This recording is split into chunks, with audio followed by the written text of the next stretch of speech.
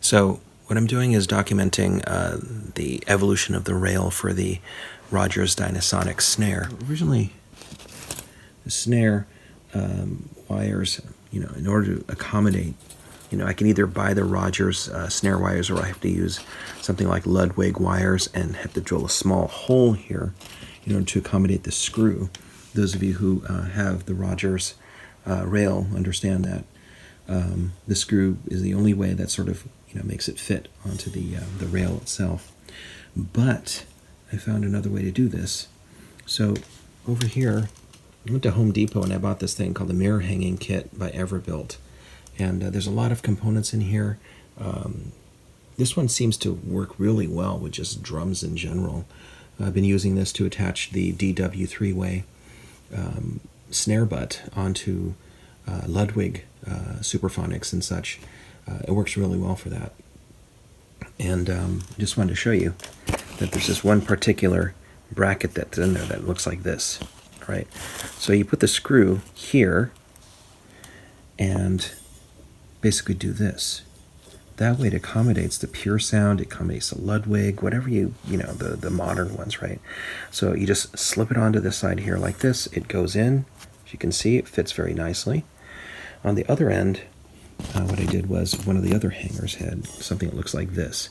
I had to take the triangle off, pry it out, so basically using a knife or something just to separate this out because it's kind of folded over.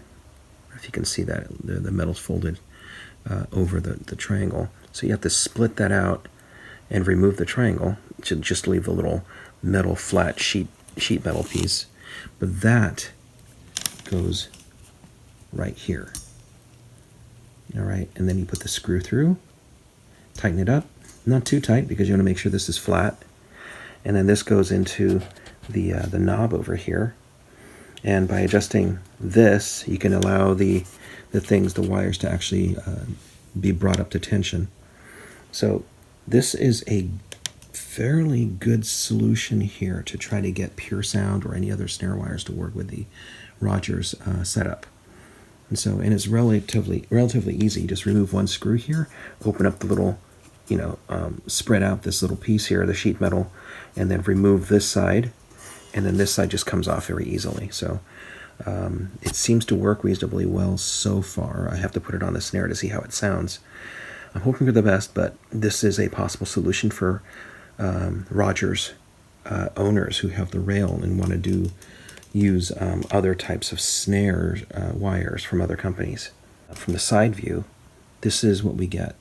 Right? It is hanging up. This side of the bracket is coming up a little bit over here on this side, but it's not much. I mean, it's flush pretty much with the snare wires, and the snare wires, they're brought to tension right now on the rail. And on this side over here, little folded bracket, and the other screw here.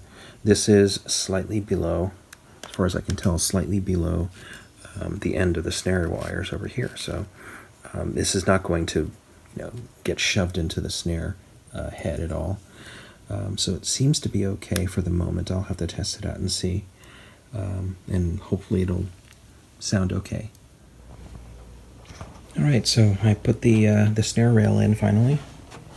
And I know it's dark in here, my apologies here, but here we go. Let me get this in focus. So there's the snare rail, and that's a Puresound set of snare wires on there.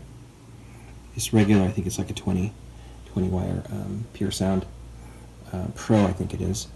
But it seems to work. I mean, it seems like it's contacting very nicely on here. I tightened up the little tension screw here so that it works reasonably well.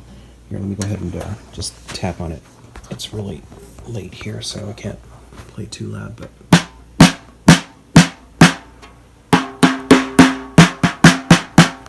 not too bad. And then changing the throw out.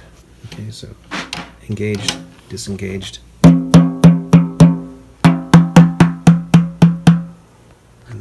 Engaged again. I got the muffler on right now. I'll probably tighten up the head a little bit more later. So anyways, it does work. Hope this has been useful for you.